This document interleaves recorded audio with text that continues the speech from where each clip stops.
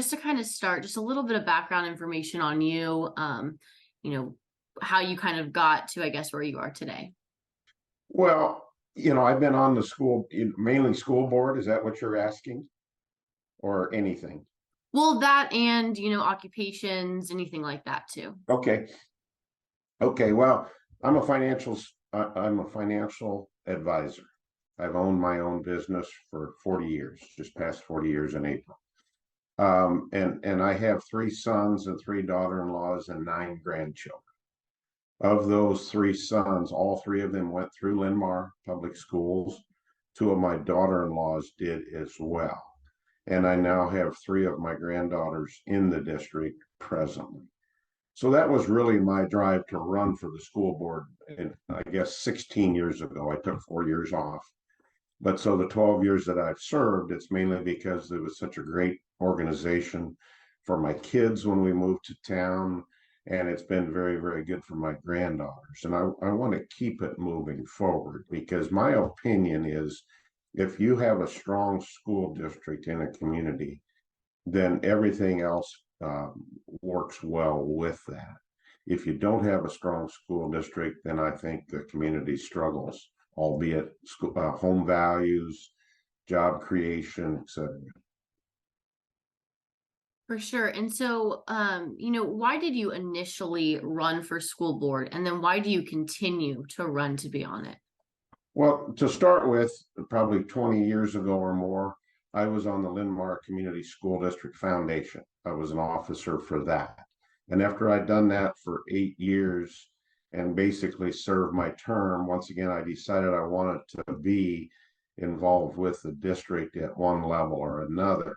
So at that time, I ran for the school board, not really knowing what I was going to get into, because initially there's just a lot of moving pieces, whether it's finance, whether it's policy, whether it's governance, whatever that is. But I've always been a volunteer at many different levels, and I made a decision to put my energy this direction because of the kids, because of the reputation of the school board. And that's really what keeps me moving forward. Going into this election, I was very tempted not to run again, but I just feel that there are a number of things that we're doing correctly, and I just felt it was important to keep a voice on the board because we've had a number of small issues. I think some people think they're big issues, but I think they're fairly small. And just on a small piece, I thought it'd be kind of fun to be able to give my granddaughters their diplomas in a few years. So that was a little bit of a piece of it too. For sure. And so over the years of, being on the school board, what have you kind of learned? What were things that, you've liked that you have been able to help the district? Maybe anything that you would have done differently, just those sorts of things. Well, I needless to say, we've learned how to work with the state officials because we don't have total control of our funding. And that's I understand that, but what I've learned is the piece of the puzzle, a piece of the pie that we manage is important, but how we manage it, how we spend it, what we do with it is very, very critical.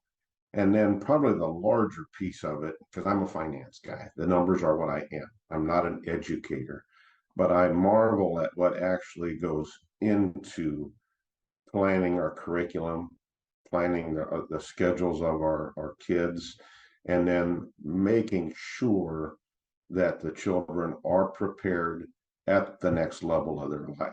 And that's been one of my biggest learning curves was the education piece of it more than anything. And as a school board member, what do you kind of feel your role is? Well, and I guess what I've tried to do very, very hard is keep politics out of it. And I think my role is, and I better be careful how I phrase this because everybody knows my age, but my maturity and having an understanding, because being in the business world for 40 years, understanding how to deal with people, how to treat people, but basically make sure that I stick to my Christian faith, stick to my morals, stick to my ethics. And like I said, a big piece of that is just common sense. And so you had mentioned that there are some things that you really like that you guys have done, which is why you kind of wanted to stay on the school board. Can you talk a little bit about some of those pieces? Well, like I said, our preparation level for our students is kind of amazing. And when I see the number of children that are thriving, um, thriving, going into college, they're prepared for college, they're prepared to go out in the business world, and then also the level of um, I guess camaraderie, because our co-curricular programs are just amazing. Whether it's athletics, whether it's music, whether it's dance, whether it's band, whatever that is.